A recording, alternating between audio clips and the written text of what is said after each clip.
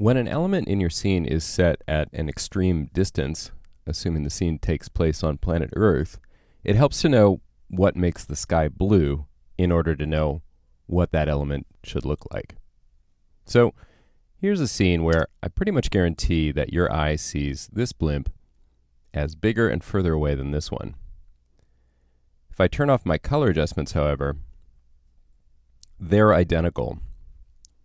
What's going on? There's no reference in this frame to tell me what should be different between the two of them. So let's look at a reference shot. Here we have a rooftop scene. Let me just expand this full screen. And I have the info panel open, so I can move my cursor over the foreground and see that the white values are predominantly red and weakest in blue, and the shadows are pretty flat. Those are areas that I perceive would be neutral.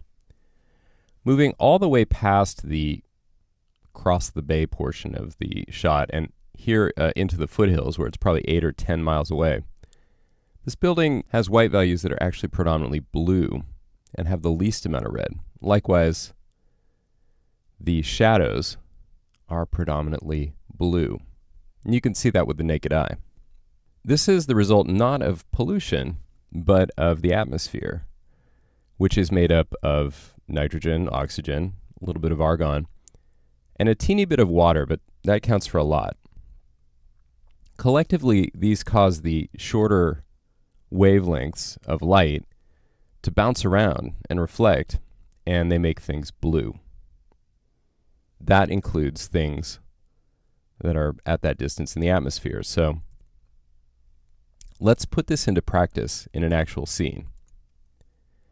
Here I am creating kind of a surreal scene. I have these floating Rubik's cubes at various distances. Now, as you know from a previous movie, I can use a gradient as a reference and match that and then apply it to this rather colorful cube that's kind of hard to match.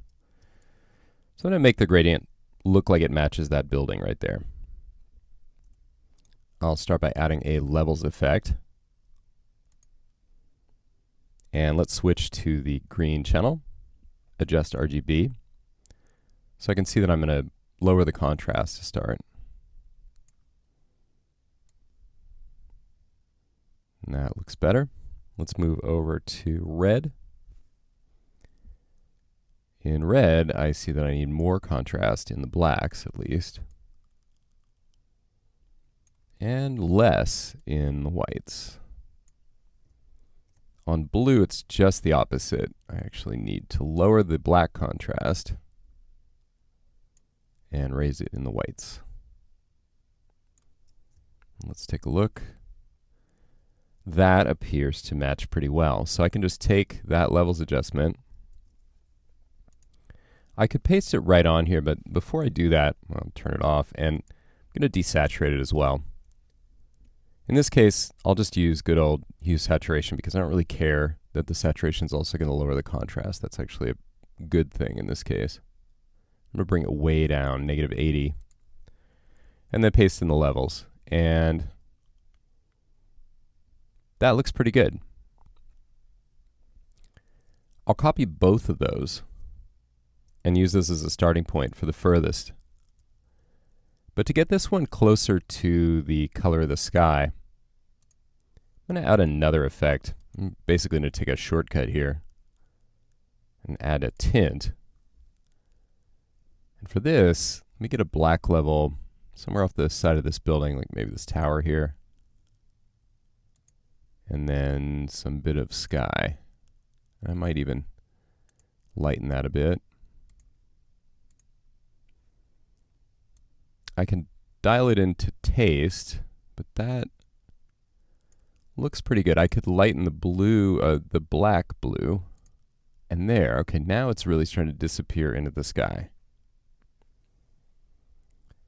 So the point is that color level adjustments alone can absolutely affect how far an object appears from camera.